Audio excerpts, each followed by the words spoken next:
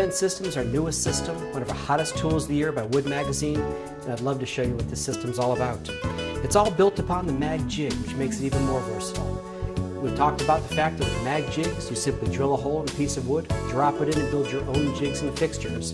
We've created some of the most advanced fixtures and jigs you'll ever need for you. Those mag jigs fit into our universal base. The universal base has 2 slots I'll show you about in just a couple of minutes.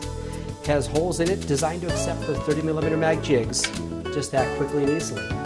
You don't need to, but if you want to, you can take the 2 screws we provide and screw them into the base.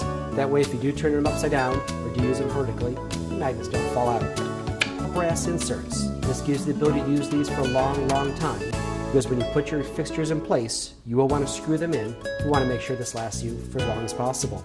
The first 2 devices we have that are designed to fit in the universal base: a single point resaw fence. All you need to do is put it in front of the universal base, push it together, install the 4 screws to the front. The first time you do this, you might notice that these 2 side screws need to be turned in a little bit harder. They're actually going to help cut their own threads on the bottom. After that, bracket's in place, put the knobs on them, tip it on its side, place the carriage bolts in from the bottom and right up through the support brackets. Once again, place the knob in place, tighten it down, but don't tighten it up too much just yet. Bring the other one in place, do the same thing. And again, just very gently tighten it in place. We'll put the last knob in place and we're almost ready. We've given you the ability to micro adjust resaw fence. So if you need to, simply pull the shim out. That will tip the angle back slightly. That way you're going to be able to match your fence. You're going to be able to match your blade. You'll be able to precisely ensure that when you pass wood, past these ball bearings, it's not going to move on you. So bring these in place, put your 90-degree angle right here to make sure it's perfect. When you've got it adjusted exactly the way you need it, just go ahead and finish tightening those knobs down.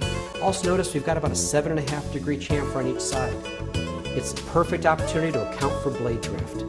Blade drift is kind of a given when you're working with bandsaws. If you can move your wood 7.5 degrees from the inside feed, 7.5 degrees the out feed, that's about 15 degrees of adjustment. Even the worst blade drift should be taken care of with that much. Another great advantage of the single resaw guide, if you need, and you're working with maybe a thin piece of wood, a smaller piece, and you wind up having a pivot because of the ball bearings, they're not the right spot for you, Tool Roller Guide is the next attachment for the universal base. Now we have 2 sets of ball bearings. Again, the ball bearings can be adjusted to place anywhere along this axis you need them. If you have smaller pieces, you can remove the bolt, place the ball bearings towards the bottom, and reinstall them.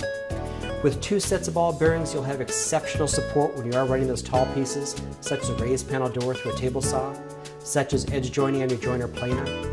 Maybe you are using this to hold down a piece of wood in that joiner planer to make sure it has smoother action, more consistent pressure as it goes past the blade.